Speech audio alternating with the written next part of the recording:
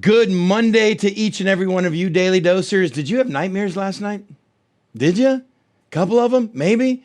Man, maybe if you don't know what I'm talking about, you weren't part of the weekend services here at North Coast, but we did Revelation chapter 8 and 9. Whoa, whoa, the vivid graphic imagery that Jesus gives us to see the end result of sin and destruction and the path that we may be on if we're not careful, or friends and family are on, and what God's judgment or justice is going to have to bring one day.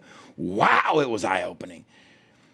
And yet I said a little line in there that I already had some comments on it. People, when I said, hey, the scariest thing I know about God isn't the imagery of Revelation 8 and 9. The scariest thing I know about our God is that given enough time, he will give you exactly what you want.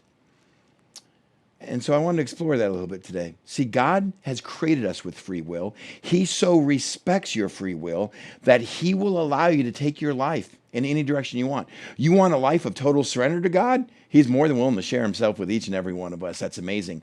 But you want a life apart from God?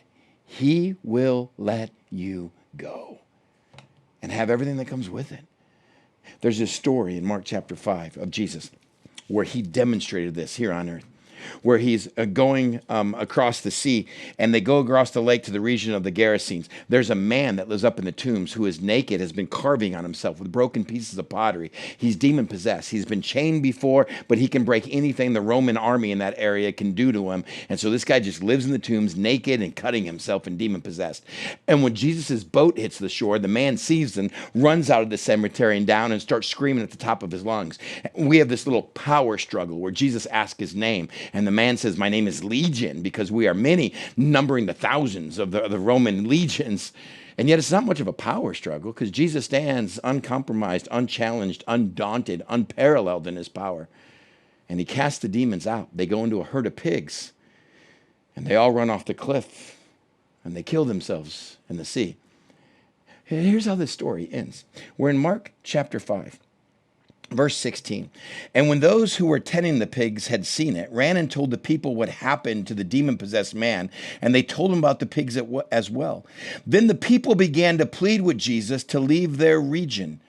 And as Jesus was getting into the boat, the man who had been demon-possessed begged to go with him.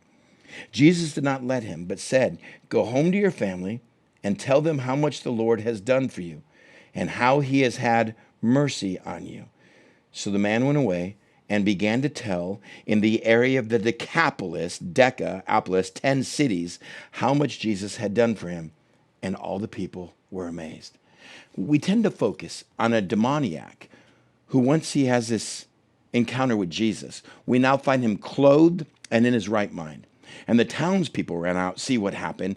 And the demoniac wants to go with Jesus. And Jesus goes, no, you go back home and you tell everyone what I've done for you. And the man has to go back home to the area of the 10 cities. But there's something here in this story. Jesus had taken the disciples across this little Sea of Tiberias to go reach the people in the Decapolis, these 10 Gentile cities. But the people come down, take one look at Jesus' first act and say, we don't know what you're selling, but you can get out of here. You've ruined us economically. And Jesus doesn't put up a fuss. Jesus doesn't say, well, let me tell you what I'm trying to do. Let me tell you why I had to do these pigs. See, this guy was demon possessed, and I had to show what demons' end result is with people because they're about destruction. And it was so. Jesus just gets in the boat and he rows away. He rows away. You don't want me here? You don't want me in your finances? You don't want me part of your show? You think I'm going to cost you something? And he rows away. He's such a respecter of you and I and our free will and our choice that he'll row away. Now, the demoniac wants to go with Jesus.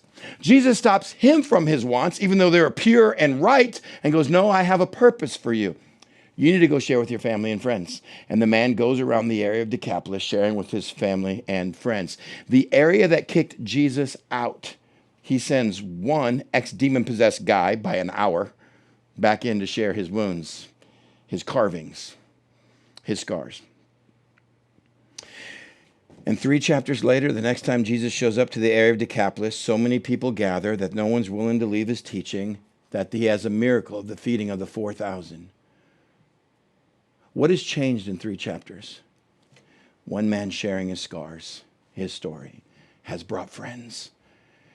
You want Jesus on your shore, or are you afraid he's going to cost you something?